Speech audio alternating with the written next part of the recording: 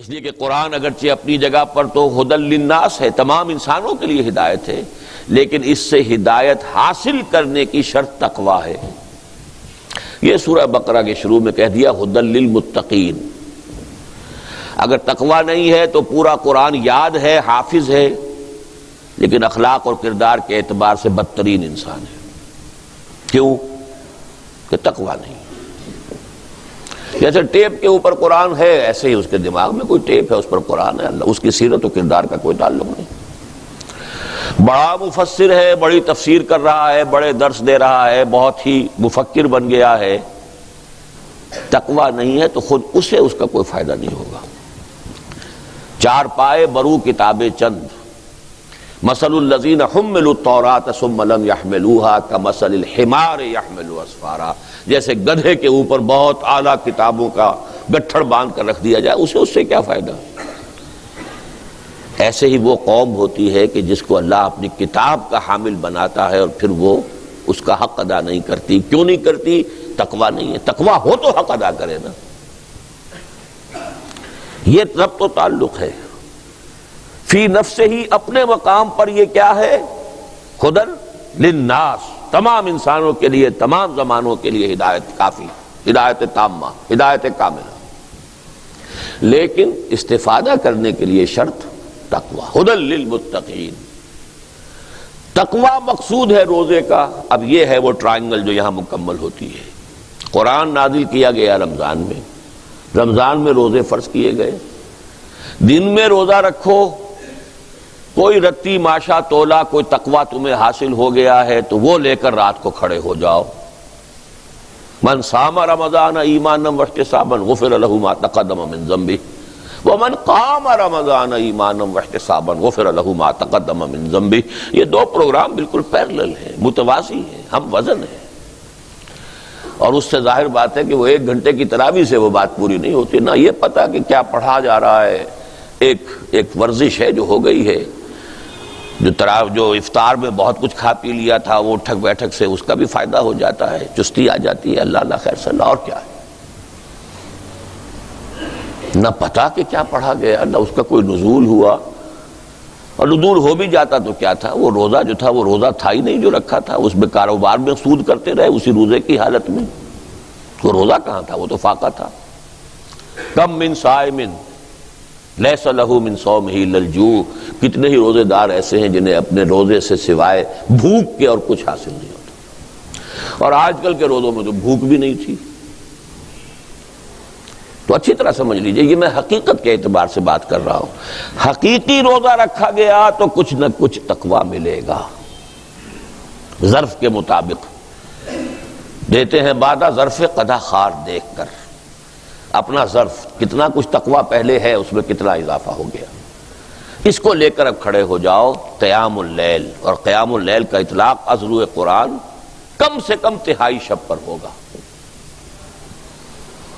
تراویح کا لفظ تو نہ قرآن میں آیا ہے نہ غالباً حدیث میں آیا ہے، جہاں تک میرا علم ہے۔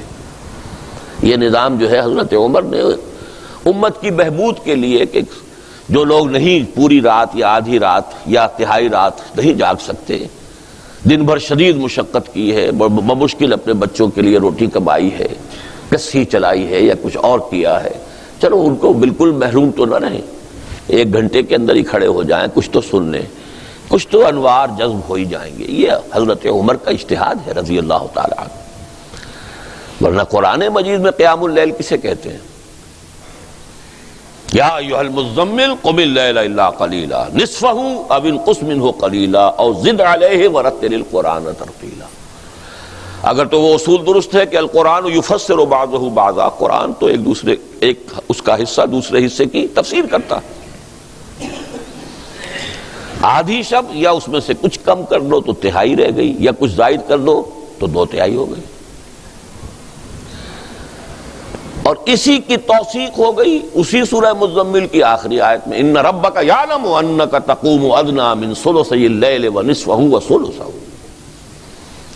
وطائفۃ من الذین معک۔ اے نبی، آپ کا رب واقف ہے کہ آپ بھی اور آپ کے کچھ ساتھی بھی کھڑے رہتے ہیں رات کو، 2/3 رات یا آدھی رات یا 1/3 رات۔ اب مضمون مؤکد ہو گیا، دو جگہ آ گیا کہ نہیں؟ اس سے کم پر قیام اللیل کا اطلاق نہیں۔ بہرحال یہ مضمون میں یہی چھوڑ رہا ہوں، اس کا تھوڑا سا تذکرہ بعد میں ہو جائے گا۔ پہلی بات جیسا کہ میں نے عرض کیا کہ نص صریح سے قرآن کا اور رمضان کا تعلق تو واضح ہو گیا۔ اب آئیے کہ رمضان کا پاکستان کے ساتھ کیا تعلق ہے؟ کوئی تعلق ہے یا نہیں؟ وہ تعلق کیا ہے؟ پاکستان بھی نازل ہوا ہے اسی ماہ مبارک میں اور اسی شب قدر میں، اسی لیلہ مبارکہ میں۔ اتفاقی تو نہیں یہ بات، اس کائنات میں کوئی شے اتفاقی ہوتی نہیں، اللہ کے اذن سے، اللہ کی پلاننگ سے، اللہ کے فیصلے سے۔ تو یہ معاملہ بھی آپ کے نہ سمجھیے، ذرا پنکھا میرا بھی ایک چلا دیجئے، یا پچھلا یا اگلا۔ تو جو بھی ہوا ہے وہ اذن رب سے، حکمت رب کے تحت، فیہا یفرق کل امر حکیم، اس کے حوالے سے سمجھیے آپ۔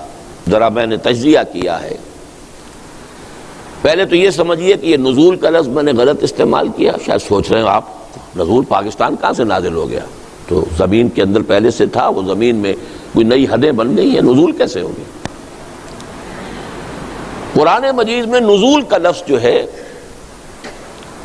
وہ صرف قرآن اور وحی کے لیے نہیں آیا ہے۔ ہلکا اور یہ سارے پنکھے چلا کے دو ہے، بس پچھلا چلا دیں، یہ پھر بند کر دیں۔ دیکھیے نیند کو بھی کہا گیا ہم نے نازل کی۔ سورہ آل عمران کی آیت نمبر 157، جب مسلمانوں پر وہ بڑا سخت وقت آ گیا غزوہ احد میں، بہت سخت وقت، اس وقت اللہ تعالیٰ نے خاص قسم کا سکون نازل کیا نیند کی شکل میں۔ ثم انزل علیکم من بعد الغم امنۃ نعاسا، یہ اونگ یا نیند نازل کی گئی ہے۔ اور پھر ہمارے ساتھیوں کو تو ازبر ہوگی وہ آیت، وانزلنا الحدید، لوہا ہم نے اتارا ہے۔ اس حوالے سے سمجھیے میں لفظ استعمال کر رہا ہوں تو میں نے اس کی جسٹیفیکیشن دی ہے۔ قرآن نازل ہوا، پاکستان بھی نازل ہوا۔ کب نازل ہوا؟ 12 مہینوں کا سردار مہینہ، سید الاشہر رمضان،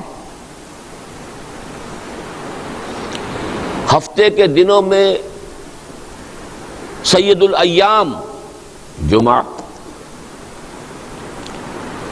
سیدۃ اللیال راتوں کی ملکہ لیلۃ القدر لیلہ مبارکہ، اور یہ تینوں چیزیں جمع کی ہیں اللہ تعالیٰ نے۔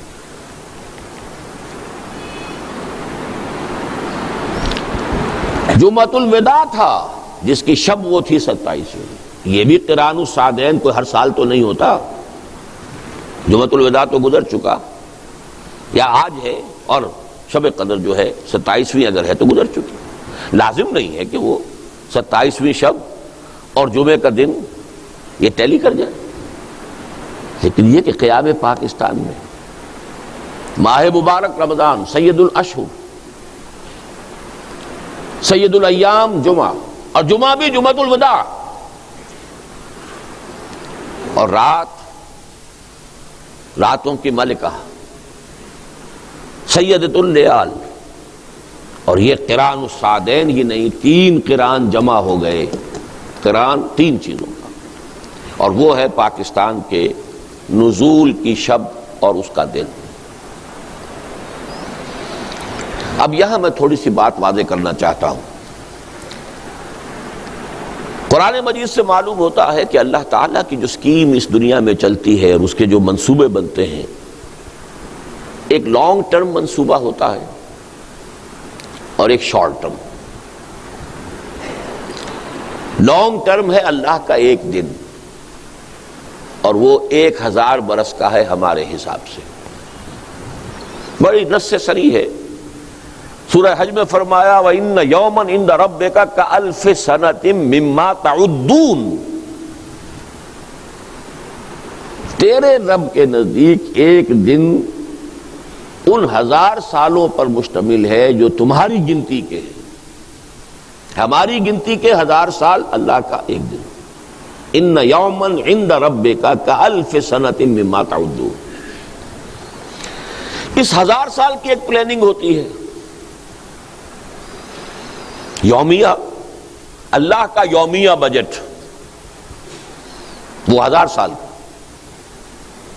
اس پر نص سورہ سجدہ کی آیت یدبر الامر من السماء الى الارض. اب نوٹ کیجئے تنزل الملائکۃ والروح یدبر الامر من السماء الى الارض ثم يعرج الیہ فی یوم کان مقدارہ 1000 سنۃ مما تعدون.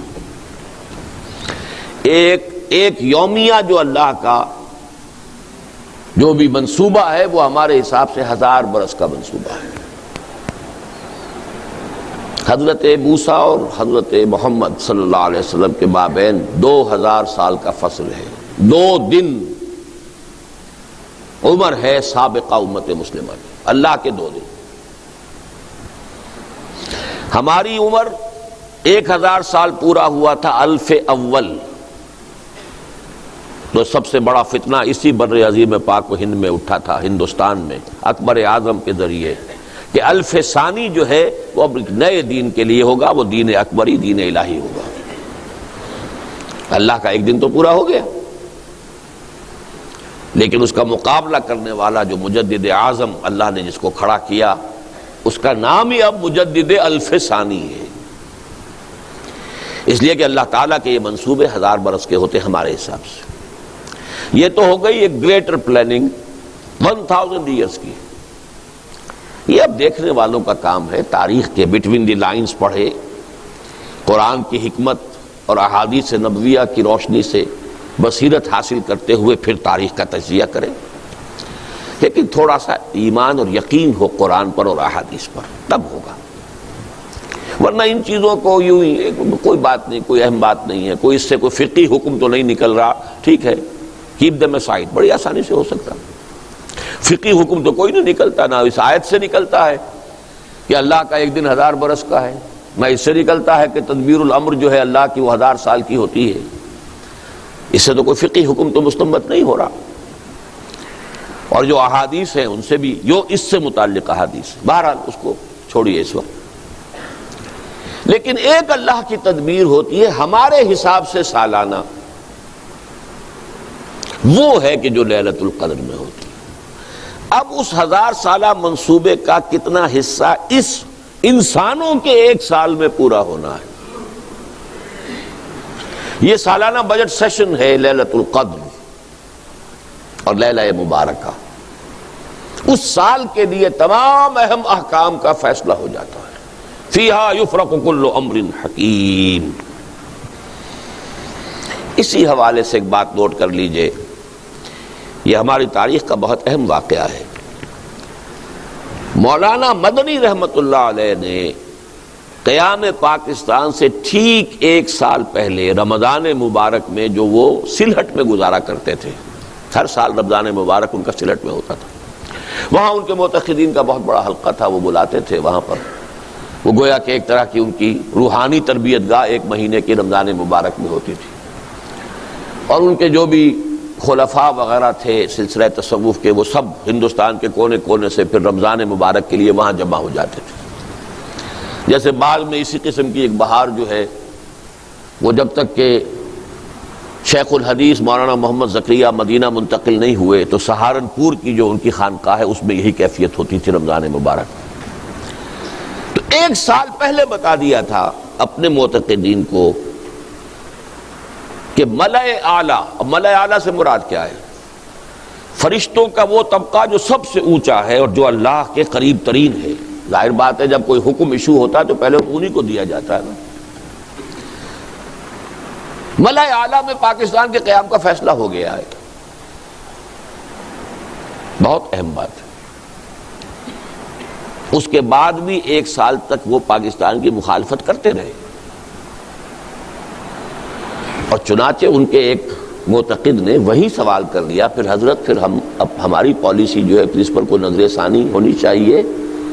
فرمایا نہیں، وہ تکوینی امور ہیں، ہم تکوینیات کے پابند نہیں ہیں، ہم تشریعیات کے پابند ہیں۔ اب اس جملے کی بھی میں نے وضاحت کی ہے اپنے ایک خطبے میں، لیکن اگر اس کی وضاحت یہاں کرنے لگوں گا میں اسے صحیح سمجھتا ہوں، غلط نہیں سمجھتا اس بات کو، لیکن اب یہ دو اصطلاحات ہیں بڑی ثقیل، تکوینیات اور تشریعیات، اب ان میں کیا فرق ہے؟ کیونکہ وہ کسی عالم نے بات کی ہوگی، عالم ہی جواب دے رہا ہے، انہوں نے تو سمجھ لیا کہ کیا بات کہی گئی ہے، لیکن میں اس کو اس مفہوم کے اعتبار سے صحیح سمجھتے ہوئے بھی اس وقت نہیں بیان کروں گا، وہ میرے جمعوں کے دوسرے خطبے جو رمضان مبارک میں لاہور میں ہوئے ہیں ان کے کیسٹس میں موجود ہیں۔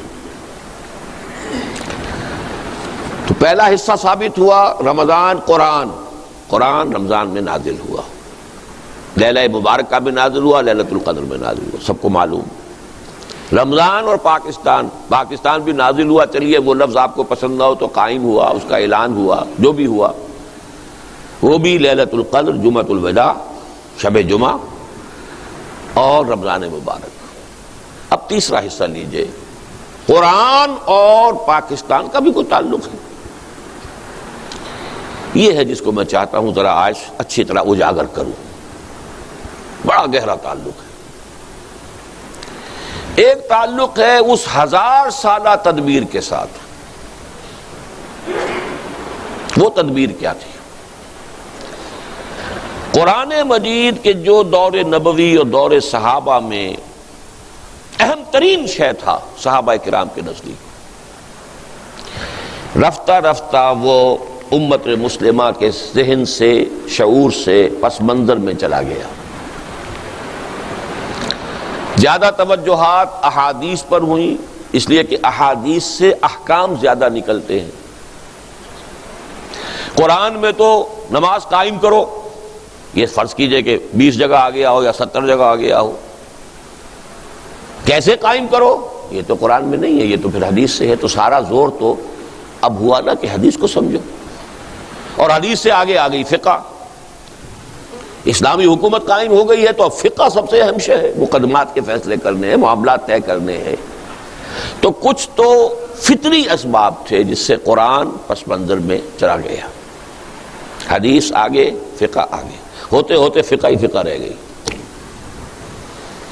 یہ تو حدیث بھی بہت عرصے کے بعد زندہ ہوئی ہے، اس سے تعلق جو ہے بہت عرصے کے بعد قائم ہوا ہے، ورنہ فقہ ہی فقہ۔ کچھ اسباب اور بھی تھے، قرآن کی تعلیمات کے بعض پہلو اصحاب اقتدار کو پسند نہیں تھے، باقاعدہ بھی کوشش ہوئی کہ اس کو پیچھے ہی رکھا جائے، بس پڑھ لیا کرو، ثواب حاصل کر لیا کرو، پڑھ کر سمجھنے لگو گے تو ہماری شامت آ جائے گی۔ جیسے حضرت ابو ہریرہ نے کہا تھا رضی اللہ تعالی عنہ، اور ابھی تو یہ دور جو ہے صحابہ کا دور چل رہا ہے، ابو ہریرہ صحابی ہیں لیکن حکومت تو بنو امیہ کی ہے نا، اب وہ خلافت راشدہ تو ختم ہو گئی نا، اس حکومت میں تو حادثہ فاجعہ کربلا کا بھی ہو چکا ہے، واقعہ حرہ ہو چکا ہے، مدینے کی جان اور عصمتیں حلال کر دی گئی 3 دن کے لیے، جس طرح چاہو لوٹو، لوٹنے والے بھی مسلمان تھے، کلمہ گو تھے، یہ مدینے کے اندر بغاوت کے جراثیم ہیں، کچل دو۔ جو کچھ ایسٹ پاکستان میں مسلمان فوج نے کیا تھا، جو کچھ کشمیر میں ہندو فوج کر رہی ہے، وہ اس وقت مسلمانوں نے، نام نہاد مسلمانوں نے مدینے کے رہنے والوں کے ساتھ کیا۔ اب ان حالات میں قرآن کی اصل تعلیم کھول کر تو اپنی گردن ہی کٹوانی ہوگی نا، لہذا بخاری کی روایت ہے حضرت ابو ہریرہ کی کہ مجھے میرے حبیب سے، محمد الرسول اللہ سے علم کے 2 برتن ملے ہیں، ایک برتن میں سے تو میں خوب بانٹ رہا ہوں، تقسیم کر رہا ہوں، طہارت کے مسائل، وضو کے مسائل، نماز کے مسائل، روزے کے مسائل، حج کے مسائل، عمرے کے مسائل، اس سے کسی حکومت کو اندیشہ نہیں، خطرہ نہیں، خوب بیان کرو۔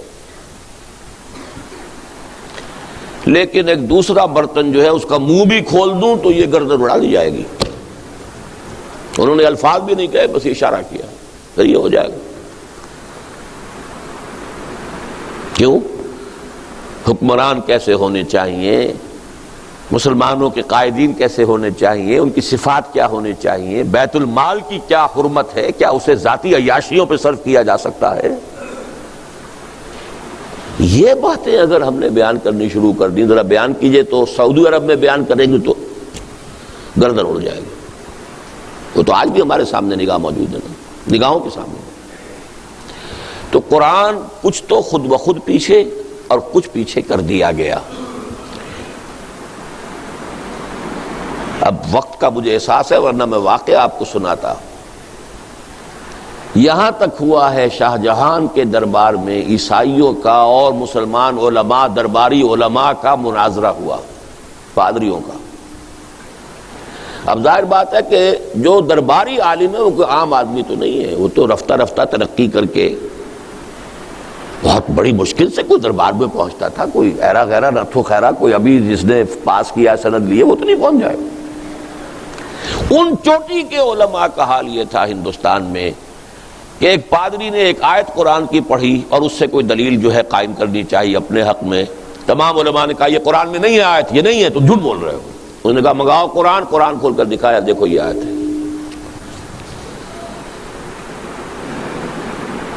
یہ واقعات ہیں، بڑے تلخ واقعات ہیں. بہرحال یہ سمجھ لیجئے کہ قرآن حکیم سے امت کا جو بعد ہو گیا تقریباً 1000 سال میں، کہ یہاں تک نوبت پہنچ گئی، نوبت بہیں جا رسید. قرآن تو کام میں آتا ہے، فرنٹیئر میل کی سپیڈ سے قرآن پڑھو، اجی وہاں تو 20 منٹ میں تراویح ہو جاتی ہے، وہاں چلو بھاگ کر. یہ قرآن کے ساتھ حشر ہے جو ہم کر رہے ہیں. تو اس حوالے سے لیکن اب وہ دوسرے 1000 سال میں اس امت مسلمہ کا قرآن سے تجدید، تعلق کی تجدید کا عمل شروع ہوا ہے ہندوستان میں. شاہ ولی اللہ دہلوی، میری پوری کتاب اس موضوع پر موجود ہے، دعوت رجوع الی القرآن. رجوع الی القرآن، قرآن کی طرف رجوع کرنے کا عمل کب شروع ہوا، کیسے شروع ہوا، کیسے قرآن پس منظر میں گیا، وہ سارا فنومنا میں نے دعوت رجوع الی القرآن کا منظر اور پس منظر، دلائل اور حقائق اور شواہد کے ساتھ اس کتاب میں بیان کیا ہے. اس کا عمل شروع ہوا کب؟ شاہ ولی اللہ سے، ہندوستان میں. اس وقت تک قرآن مجید کا اردو میں تو کیا ترجمہ ہونا تھا، فارسی میں بھی نہیں تھا. فارسی کورٹ لینگویج تھی. شاہ ولی اللہ پہلا شخص ہے جس نے فارسی میں ترجمہ کیا، اور علماء ان کے خلاف اتنی زبردست شورش کر کے کھڑے ہو گئے گویا کہ کفر کیا انہوں نے. ترجمہ کرتا ہے قرآن کا. سرحد سے پٹھان منگوا لیے گئے تھے قتل کرنے کے لیے، مسجد فتح پوری کے باہر کھڑے ہوئے تھے کہ جب نکلے گا یہ ولی اللہ اسے قتل کر دینا. لیکن ہوا یہ ہے کہ جب وہ نکلے ہیں تو کچھ ایسی ہیبت ان پر طاری ہوئی ہے، ہیبت حق استعین اللہ کی طرف سے. وہ ٹھٹر کے رہ گئے، کسی نے حملہ نہیں کیا، بچ گئے. یہ حالت. فارسی میں ترجمہ کیا، ان کے 2 بیٹوں نے اردو میں ترجمہ کیا. ان کے ایک بیٹے نے پہلی اردو میں تفسیر لکھی. شاہ عبد العزیز دہلوی سب سے بڑے بیٹے تفسیر لکھ رہے، تفسیر عزیزی. شاہ عبد القادر نے اردو میں ترجمہ کیا، با محاورہ اردو. شاہ رفیع الدین نے اردو میں ترجمہ کیا، لفظی اردو. یہ عمل یہاں سے شروع ہوا بہت زوردار انداز میں. اس کے بعد آگے ذرا اس بات کو پھر میں آگے چلاؤں. اب میں تفصیل میں نہیں جا سکتا ان چیزوں کی بھی. آغاز میں نے بتا دیا شاہ ولی اللہ اور خانوادہ ولی اللہ ہی، ان کا خاندان. اس سے ہندوستان میں قرآن کی طرف رجوع، اس کی ایک تحریک شروع ہوئی. وہ ہیں 18ویں صدی کے آدمی. 1702 کی پیدائش ہے اور 1762 یا 63 کا انتقال ہے.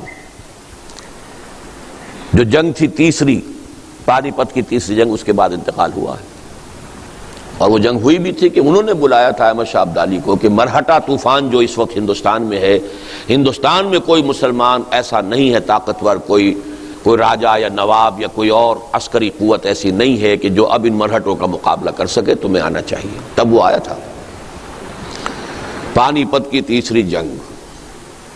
لیکن جو دعوت رجوع القرآن کا سلسلہ شروع ہوا ہے، اس میں پھر 19ویں صدی میں کیا کام ہوا، اب میں اس تفصیل میں نہیں جا سکتا، جسے شوق ہے میری کتاب پڑھے.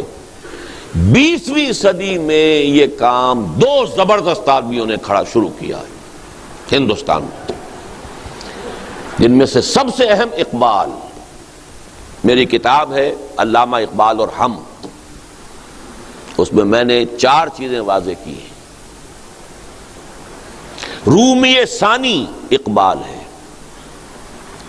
مولانا رومی کی مثنوی کے بارے میں یہ کہا، کسی نے کہا، بہت اونچے شاعر نے کہا، مثنوی مولوی معنوی ہست قرآن در زبان پہلوی۔ قرآن کی تعبیر، اس کے بڑے غامض حقائق کی تعبیر فارسی شعر کے پیرائے میں، یہ مثنوی ہے۔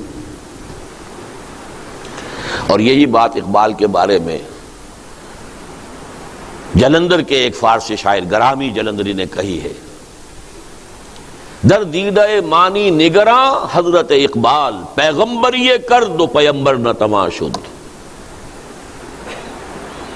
جو لوگ حقائق سے واقف ہیں ان کی نگاہوں میں تو اقبال کا مقام یہ ہے کہ اس نے پیغمبری کی ہے، بھائی مانا کہ قرآن کی۔ اب پیغمبر اس معنی میں تو کوئی نہیں آئے گا، لیکن یہ کہ پیغمبر نہ تواں گفت، کہا نہیں جا سکتا انہیں پیغمبر، لیکن جو کام پیغمبروں کا ہے یا مجددین کا ہے وہ انہوں نے کیا ہے۔ بہرحال میرے نزدیک عظمت قرآن کا سب سے بڑا نشان اس صدی میں، اس دور میں اقبال ہے۔ اگر کوئی مولوی بیچارہ عالم دین قرآن کی مدح کرے، قرآن کی تعریف کرے تو ٹھیک ہے، اس نے تو ساری عمر اسی میں بتائی ہے، یہی پڑھا ہے۔ لیکن جس نے کہ کالج میں تعلیم حاصل کی، مشن سکول میں پہلے تعلیم حاصل کی، پھر مشن کالج میں کی، پھر گورنمنٹ کالج لاہور میں کی، پھر وہ گیا ہے انگلینڈ گیا ہے، پھر جرمنی گیا ہے، مشرق اور مغرب کے فلسفے کھنگال کر، اور اب قرآن کی عظمت کا اقرار کر رہا ہے، تو زمین و آسمان کا فرق ہو گیا۔ نہ کہیں جہاں میں اما ملی جو اما ملی تو کہاں ملی میرے جرم خادہ خراب کو تیرے عفو بندہ نواز میں۔ اس کا کلیم یہ ہے کہ میرے سارے فکر کا منبع اور سرچشمہ قرآن ہے۔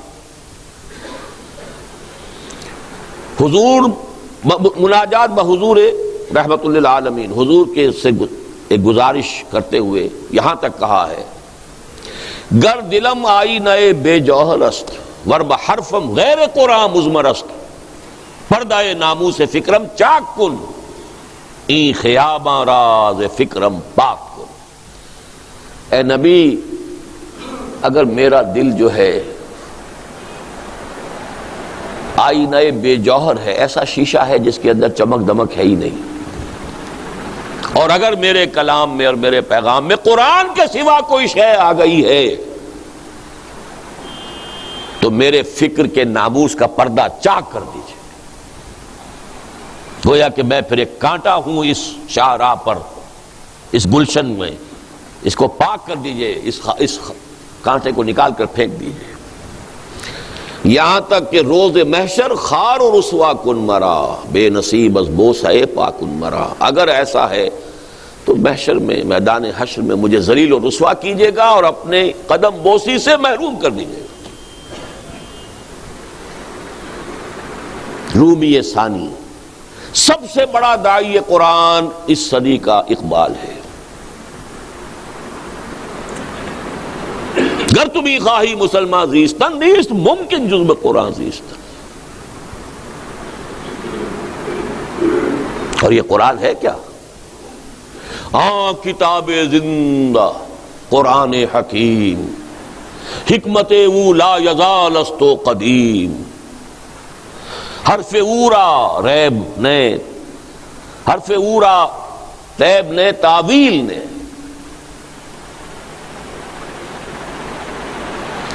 آیت شرمندہ تعویل نے، چو بجا در رفت جاں دیگر شود، جاں چو دیگر شد جہاں دیگر شود۔ مجھے تو کہیں نہیں ملا، 65واں عمر مکمل، سال مکمل ہو رہا میری عمر کا، مجھے کہیں اور عظمت قرآن کا یہ بیان نہیں ملا، کہیں نہیں ملا۔ اگرچہ داعی قرآن کی حیثیت سے اس صدی کے آغاز میں ابوالکلام آزاد کا نام بھی لیتا ہوں، اس میں کوئی شک نہیں، انہوں نے نثر کی کیفیت میں قرآن کی عظمت کا بھی بیان کیا ہے، لیکن اقبال کے آس پاس پہ نہیں پہنچے۔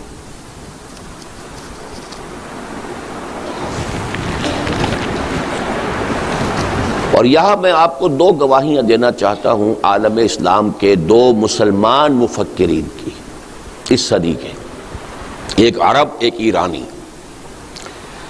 الجزائر کے ایک بہت بڑے مفکر، انہوں نے عربی میں کچھ لکھا ہی نہیں، فرانسیسی زبان میں ان کی کتابیں ہیں بے شمار، مالک ابن نبی، انہوں نے عجیب تجزیہ پیش کیا ہے۔ انہوں نے کہا ہے اپنی ایک کتاب میں کہ امت مسلمہ کا جو انٹلیکچول اور اسپرچول سینٹر آف گریوٹی ہے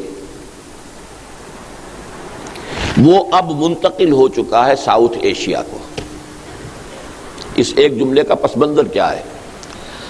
دیکھیے، قرآن عرب میں نازل ہوا، حضور عرب میں تھے، وہاں سے ہی سارا بات جو ہے نکلی ہے، لیکن یہ ہے کہ جس کو کہتے ہیں علمی اور ثقافتی، وہ مرکز سب سے پہلے جو بنا ہے وہ بغداد کا علاقہ تھا، دور بنو عباس میں۔ سائنس، فلسفہ، فکر، اسی زمانے میں تو آخر فقہ مرتب ہوئی ہیں، اسی زمانے میں تفسیریں لکھی گئی ہیں، اسی زمانے میں احادیث جمع ہوئی ہیں، تو مذہبی، علمی اور ویسے فکری، ثقافتی اور روحانی، شیخ عبد القادر جیلانی کہاں کے تھے؟ یہ مرکز رہا ہے تقریباً 700 برس تک، بغداد مرکز، اور وہ علاقہ جو ہے وہ گویا کہ علاقے کی حیثیت سے۔ پھر یہ سینٹر شفٹ ہوا ہے مغرب میں، اسپین اور یہ المغرب جسے کہتے ہیں، الجزائر، تونس، موراکو، موریتانیہ، اور یہ اسی الجزائر کا ایک شخص کہہ رہا ہے کہ اب یہ مرکز جو ہے یہ منتقل ہو گیا جنوبی ایشیا۔ جنوبی ایشیا ہندوستان کو کہتے ہیں۔ اب جو اسپرچول اور intellectual centre of gravity of the Muslim امہ is in the Indian sub continent. اس کی وضاحت آپ کو مل جائے گی، میں یہ بات بہت پہلے کہہ چکا ہوں، وہی دعوت رجوع القرآن کے اندر آپ یہ ساری چیزیں دیکھ لیں گے۔ ہمارے انٹلیکچوئل اور فلسافیکل اور اسپرچول فاؤنٹین ہیڈ کی حیثیت تو صرف قرآن ہی کو حاصل ہے، نکلتا تو وہیں سے جو کچھ نکلتا۔ دوسری بات ڈاکٹر علی شریعتی کی ہے۔ ایران کے انقلاب میں فکر نام کی کوئی شے اگر تھی وہ صرف علی شریعتی کی تھی۔ وہ تو بہت ینگ ایج میں اس کو بادشاہ نے شہید کروا دیا تھا۔ اس کے بہت عرصے کے بعد پھر یہ علماء کی ایک جو ہوئی ہے اپرائزنگ ہوئی ہے، اس سے انقلاب آیا ہے، اور اس کے پیچھے کوئی فکر نہیں تھا۔ فکر اگر تھا کسی درجے میں تو علی شریعتی کے تھا، ورنہ خود آیت اللہ خمینی کو مفکر نہیں تھے۔ ان کی تصنیفات ایسی ہیں جیسے مولویوں کی تصنیفات ہوتی ہیں، اور کٹر جیسا شیعہ مولوی لکھے گا وہی چیزیں انہوں نے اس میں لکھی ہوئی ہیں۔ انقلابی کوئی فکر نہیں، یہ تو علماء کی ایک اپرائزنگ تھی، جیسے اب طالبان کی ہے افغانستان میں۔ کٹر حنفی قدامت پسند علماء ہیں، اس کا بھی تذکرہ بعد میں آئے گا۔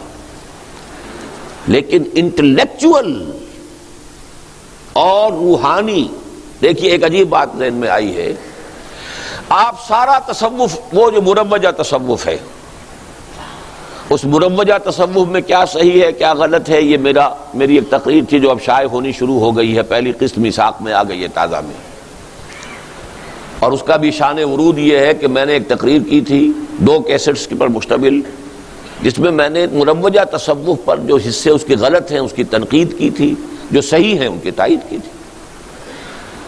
ایک حلقہ ہے وہ تنظیم الاخوان، مولانا محمد اکرم اعوان صاحب ان کے مرشد ہیں، اور بہت سے ان کے جو ہیں وہ مرید ہیں۔ تو الریاض سعودی عرب کا جو کیپٹل ہے، وہاں جو الاخوان کے لوگ تھے انہوں نے میرے اس کیسٹ میں سے تنقیدی حصے نکال دیے، تعریفی حصے جمع کر کے میرے نام سے میرا کیسٹ چلا دیا۔ آج کی روحانیت یہ ہے جو خیانت بھی کرتی ہے، چوری بھی کرتی ہے، سرقہ بھی ہے۔ جب انہیں کہا گیا، انہوں نے کہا آپ چاہے اسے چوری سمجھ لیں چاہے کچھ اور سمجھ لیں، ہم تو کریں گے۔ اکرم اعوان صاحب کو لکھا گیا، ان کی طرف جواب نہیں آیا۔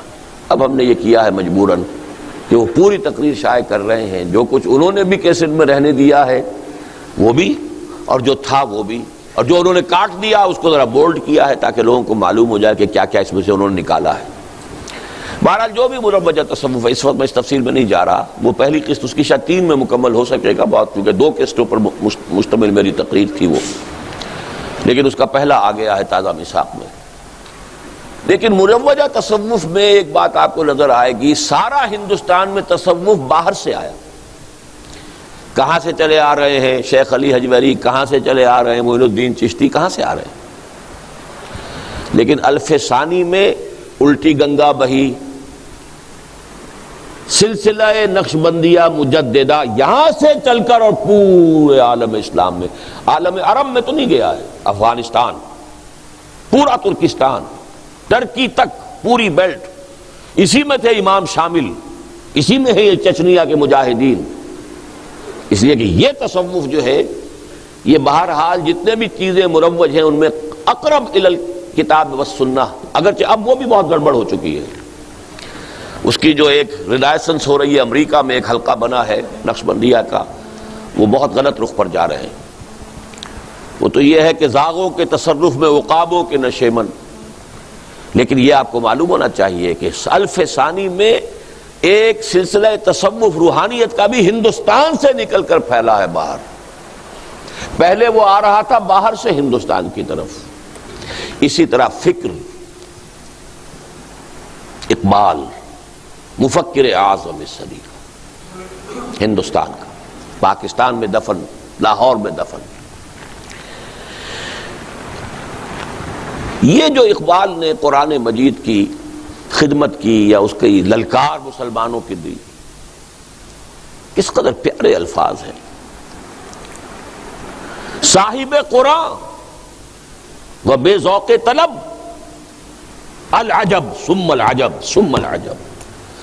قرآن کی حامل قوم ہو اور ایسی سست ہوئی بیٹھی ہو اور ایسی پڑی ہوئی ہو زمین پر، اور ایسے ہی جیسے کہا گیا کہ تم شبنم کی طرح زمین پر پڑے ہوئے ہو اور دشمن تمہیں اپنے پاؤں تلے روند رہے ہیں۔ اے چو شبنم بر زمیں افتندئی، در بغل داری کتاب زندئی۔ وہ کتاب زندہ اب بھی موجود ہے تمہارے پاس، لیکن تم نے اسے اٹھا کر رکھ دیا ہے جزدانوں میں بند کر کے۔ پڑھتے ہو تو حصول ثواب اور ایصال ثواب اللہ اللہ خیر صلی اللہ بآیات اشترا کار جزی نیست کہ از یاسین او آساں بمیری۔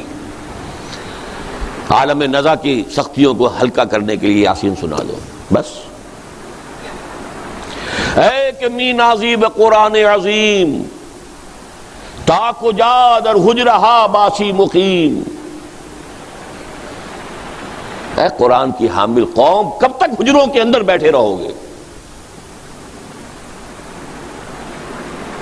در جہاں اسرار دینا فاش کن، نقطہ شرع مبینہ فاش کن۔ پوری دنیا میں دین کے اسرار کو عام کرو، اور دین متین اور شرع متین کے جو اصل نکات ہیں، جو اصل حقیقت ہے، جس کی بنا پر یہ رحمت للعالمین، اللہ حضور کی رحمت للعالمینی کا سب سے بڑا منصر ہے، اسے عام کرو۔ نکل کر خانقاہوں سے ادا کر رسم شبگیری۔ یہ ساری للکاریں آپ نے سنی، کسی اور کے ہاں سنی؟ قرآن کے حوالے سے کہہ رہا ہوں، باقی کسی اور حوالے سے کوئی قومی مسئلہ ہے، کوئی سیاسی مسئلہ ہے، پاکستان کا مطلب کیا، لا الہ الا اللہ، یہ چیزیں اور ہیں۔ قرآن کو مرکز بنا کر، محور بنا کر، جو حضور کی دعوت اور تحریک کا مرکز و محور تھا، یتلو علیہم آیاتہ ویزکیہم ویعلمہم الکتاب والحکمہ، یہ بیسک میتھوڈولوجی تھی جو قرآن کے گرد گھوم رہی ہے۔ اس کی طرف دعوت دینے والا اقبال۔ اب اسی کو میں آگے لا رہا ہوں۔ وہی عمل ہے جو علامہ اقبال کے ایک ادنا اور ناچیز عقیدت مند بھی کہہ لیجئے، خوشہ چین بھی کہہ لیجئے، میں اپنا مقام اس سے زیادہ نہیں سمجھتا، اللہ نے اس کو توفیق دی۔ عوامی درس قرآن سن 65 سے جو میں نے شروع کیا ہے اپنا مشن لاہور میں، 2 تقریریں مسلمانوں پر قرآن مجید کے حقوق کے نام سے، ایک تحریر اسلام کی نشرت ثانیہ کرنے کا اصل کام کے عنوان سے، سن 67 یہاں سے کام شروع ہوا ہے۔ عوامی درس قرآن، نہ کسی فرقے سے تعلق، نہ سیاست سے تعلق، قرآن کا درس، اور 500 ہی نہیں، 700 آدمی جمع ہوتا رہا مسجد شہداء لاہور میں۔ ایک مرتبہ ایک کتاب تقسیم کی گئی تھی، تب گنتی ہو گئی کہ 700 نسخے لگے ہیں۔ پھر یہ کہ مرکزی انجمن خدام القرآن اور پھر اس کی شاخیں انجمن خدام القرآن سندھ، انجمن خدام القرآن پنجاب، انجمن خدام القرآن فیصل آباد، انجمن خدام القرآن کوئٹہ، انجمن خدام القرآن پشاور، انجمن خدام القرآن اسلام آباد، انجمن society of the servants of Quran Chicago, society of the servants of Quran Toronto, بنتے رہے۔ پھر ان کے بطن سے اکیڈمیوں کا وجود ہوا، قرآن اکیڈمی لاہور، قرآن اکیڈمی کراچی، قرآن اکیڈمی ملتان، چوتھی جو ہے فیصل آباد میں بننے والی ہے۔ اس سے آگے قرآن کالج لاہور میں، قرآن کالج یہاں، یہ سب کیا ہے؟ یہ کسی تدبیر کا حصہ ہے۔ توفیق تو اللہ بندوں کو دیتا ہے، اپنی تدبیر امر بندوں کے ذریعے سے کراتا ہے پوری۔ تدبیر امر تو وہ ہے جو ہو رہی ہے، اور اس کی جو موسٹ ریسنٹ شکل ہے جو 15 سال سے تقریباً شروع کی، کوئی شخص یقین نہیں کر سکتا تھا کہ لوگ تراویح کے لیے 5-6 گھنٹے بھی جاگ سکتے ہیں۔ جب میں نے شروع کیا ہے تو ایک ہلا گلا ہو گیا، کچھ کم ہمت لوگوں نے اس کا مذاق اڑایا، کچھ نے کہا یہ بدعت ہے، کچھ نے کہا یہ ہے، اور کوئی میں بھی نہیں سمجھتا تھا کہ اتنے لوگ۔ اور آج پاکستان میں کم سے کم 50 مقامات پر اس کی فہرست بھی دے دی گئی ہے میثاق میں، بالمشافہ بھی، جیسے کہ یہاں ہو رہا ہے رات کو دورہ ترجمہ قرآن۔ انجینئر ہے، کوئی مولوی کی تعلیم حاصل کر کے تو نہیں آئے، اللہ کے فضل و کرم سے کم 50 ایسے نوجوان تیار ہو چکے ہیں۔ یہ بات معمولی نہیں ہے، اس کو پس منظر میں رکھیے۔ اس کے جو میں نے حدیث سنائی آپ کو، ان اللہ یرفع بہذا الکتاب اقواما ویضع بہ آخرین، اللہ اسی قرآن کی بدولت قوموں کو اٹھائے گا اور اسی قرآن کو چھوڑنے کے باعث ذلیل و خوار کر دے گا۔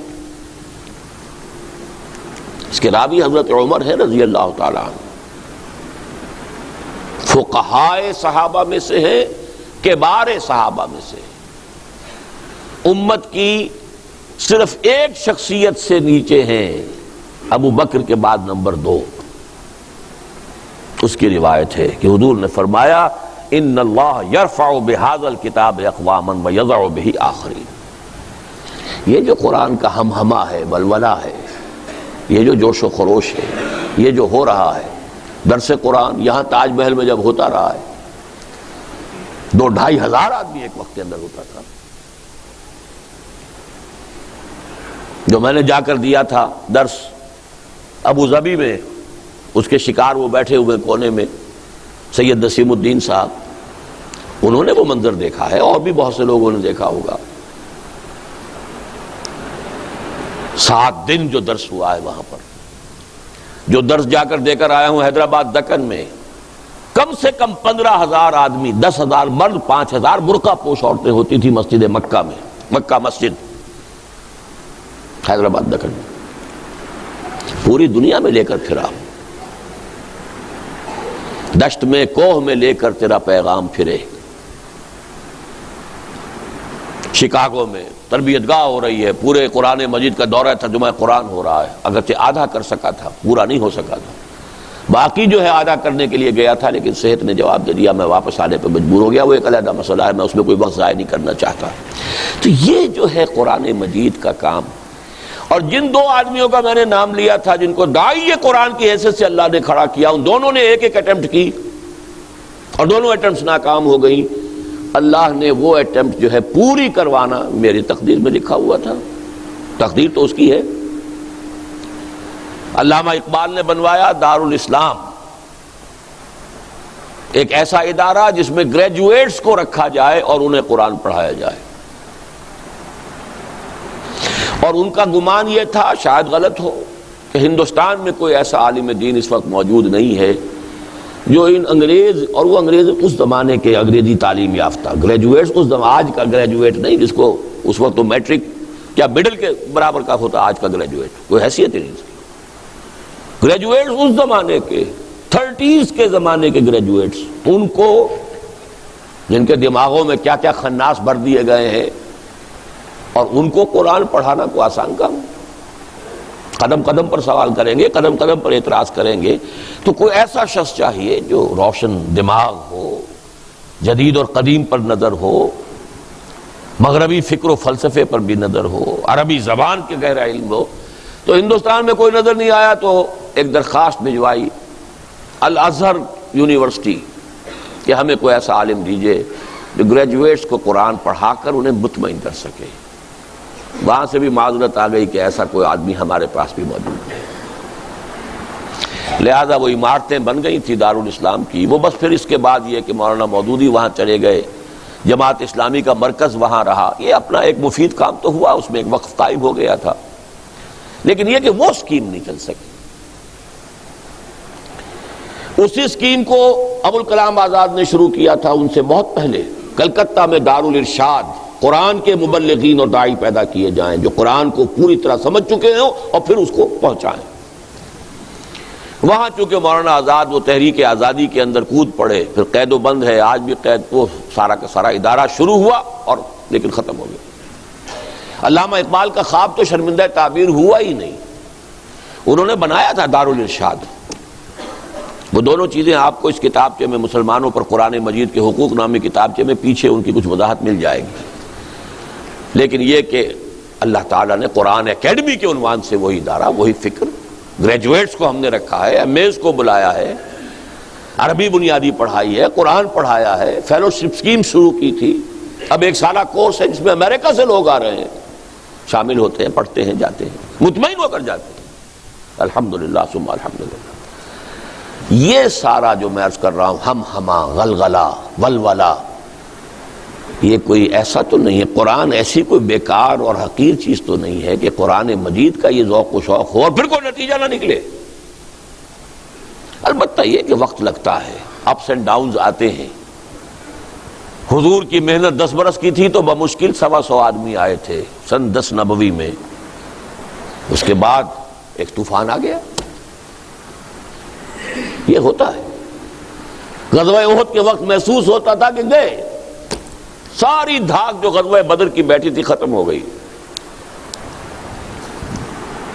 لہذا چڑھ کر آ گئے 12,000 کا لشکر چاروں طرف سے، گویا کہ اب آخری جو ہے ختم کرو اس چراغ کو، بجھا دو، لیکن نتیجہ کیا نکلا؟ تو اپس اینڈ ڈاؤنس تو آتے رہتے ہیں، اس کی فکر نہ کیجیے، لیکن اس وقت see through the history, the historical process, 1000 برس کی اس منصوبہ بندی میں، الف ثانی میں جنوبی ایشیا اور یہ بر عظیم پاک و ہند کروشل اس کی حیثیت ہے۔ شیخ احمد سرہندی، عبدالحق محدث دہلوی، شاہ ولی اللہ دہلوی، سید احمد بریلوی، علامہ اقبال، شیخ الہند، مولانا مودودی، مولانا الیاس رحمہم اللہ، ان کے برابر کی کوئی شخصیت پورے عالم اسلام میں آپ کو نظر نہیں آئی، اپنے اپنے میدان میں۔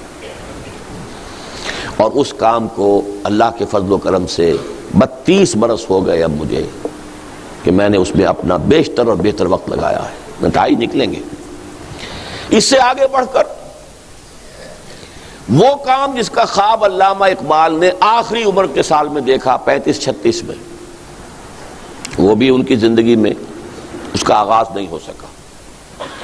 یہ حال ہی میں یہ راز فاش ہوا ہے، ڈاکٹر برہان احمد فاروقی نے، مرحوم ہیں اب، اللہ تعالیٰ ان کی مغفرت فرمائے، زندگی کے آخری ایام میں جو ایک بہت بڑا قرض ادا کر دیا ملت اسلامیہ پاکستان کا، کہ اپنی وہ کتاب لکھ دی جس میں وہ پورا راز جو اب تک سربستہ تھا مجھے معلوم نہیں، تو ایک عام آدمی کو کیسے معلوم ہوگا جس کا اقبال کا کوئی مطالعہ ہی نہیں؟ مجھے بھی معلوم نہیں تھا کہ آخری دنوں میں ایک جماعت بنانا چاہتے تھے بیعت کی بنیاد پر، خالص دینی جماعت، امارت کی بنیاد پر، جمہوری نہیں۔ گویا کہ ان کا فکر یہ تھا کہ ایک ہے پولیٹیکل پروسیس، وہ چلنا چاہیے، وہ چل رہا ہے، مسلم لیگ کر رہی ہے اس کو، لیکن یہ قومی سیاسی تحریک کے ذریعے سے اسلام نہیں آ سکتا۔ جو بات مولانا مودودی نے کہی وہ 100% صحیح کہی۔ اسلامی حکومت کیسے قائم ہوتی ہے؟ چھوٹا سا پمفلیٹ اگر مل جائے تو پڑھیے۔ قومی سیاسی تحریک سے قومی ریاست تو قائم ہو سکتی ہے، اگر بیج جو کا ہے تو جو ہی پیدا ہوگا، گندم کیسے ہو جائے گی؟ گندم از گندم میں رویت، جو سے جو۔ قومی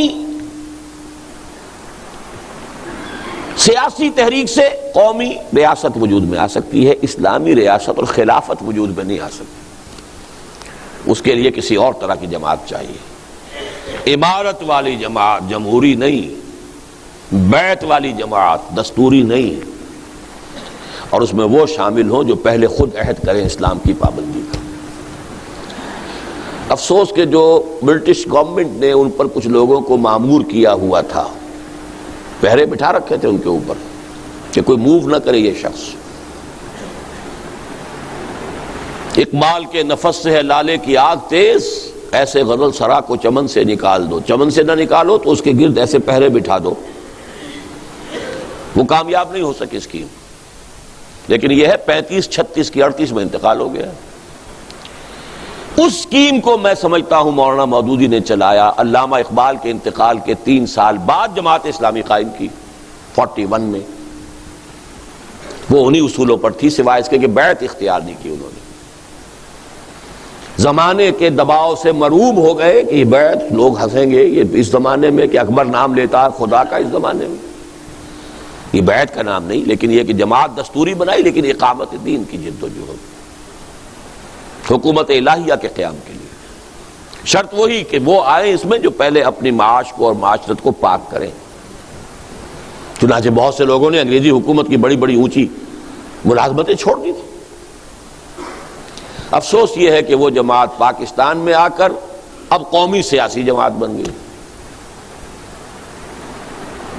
لیکن اس کو پھر دوبارہ زندہ کرنے والا بھی اقبال کا وہی عقیدت مند ادنا اور ناچیز تنظیم اسلامی بیعت کی بنیاد، ہدف اقامت دین یا اسلامی انقلاب۔ اور ریسنٹلی اس کے ہدف کے لیے ہم نے اقامت دین سمجھانا پڑتا ہے، اس کے معنی کیا ہیں، دین کو کھڑا کرو کیا معنی بھائی، دین کو قائم کرو کیا معنی، لیکن عام آدمی کی سمجھ میں بہتر طور پہ آ جاتا ہے نظام خلافت کا قیام، تو تحریک خلافت کا عنوان اختیار کیا۔ یہ ہے در حقیقت جو قرآن کا پاکستان سے تعلق ہے۔ کہیں دنیا میں مجھے بتا دیجئے سوائے پاکستان کے کہیں تراویح کے ساتھ دورہ ترجمہ قرآن کا کوئی امکان ہے؟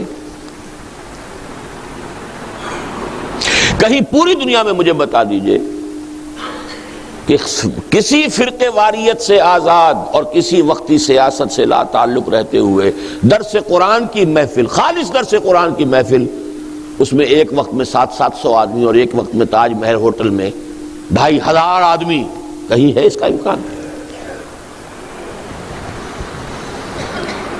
تو کیا قرآن، پھر میں وہ الفاظ کہہ رہا ہوں ڈرتے ڈرتے، کیا اتنی ہی غیر مؤثر شے ہے، اتنی ہی کوئی حقیر شے ہے؟ صاحب قرآن و بے ذوق طلب، العجب ثم العجب ثم العجب۔ کس قدر تلخ انداز اقبال کا ہے، پیش ماں یک عالم فرسودہ است۔ میں جب دیکھتا ہوں ایک دنیا ہے گلی سڑی، گندی، فرسودہ، پرانی، ملت اندر خاک او آسودہ است، اور جو امت مسلمہ ملت اسلامی ہے وہ اس کے خاک میں پڑی ہوئی ہے اور آسودہ ہے، خوش ہے، یعنی اس گلے سڑے پرانے عالم میں بھی وہ اور نیچے پڑی ہوئی ہے۔ رفت سوز سینہ تاتار و کرد، عربوں کا جوش و خروش جب کم ہو گیا تھا الف اول کے دوران، الف اول عروج عربوں کا، زوال عربوں کا، وہ پہلے 1000 سال میں مکمل ہو چکا تھا۔ اس کے بعد کون آئے؟ کرد آئے۔ صلاح الدین ایوبی کون تھے جنہوں نے لیا بیت المقدس واپس؟ کرد۔ پھر تاتاری آئے۔ ترکان عثمانی کون تھے؟ تاتاری تھے۔ اب وہ بھی ختم ہوئے، عرب تو گئے تھے، یہ بھی گئے۔ رفت سوز سینہ تاتار و کرد، یا مسلمان مرد یا قرآن مرد۔ کیا ہوا ہے؟ مسلمان مر گیا ہے یا قرآن مر گیا ہے؟ اس تلخ انداز میں کسی نے جھنجھوڑا ہوگا؟ اور یہ پوری تاریخ کا ایک خلاصہ نکال کر دکھا دینا۔ بہرحال یہ تعلق جو ہے وہی اقبال مصور پاکستان ہے، وہی اقبال مبشر پاکستان ہے، وہی اقبال مفکر پاکستان ہے۔ تو قرآن کا اور پاکستان کا کوئی تعلق ہے کہ نہیں؟ بہرحال جو ٹائٹل تھا میری آج کی گفتگو کا، رمضان، قرآن اور پاکستان کا باہمی ربط و تعلق،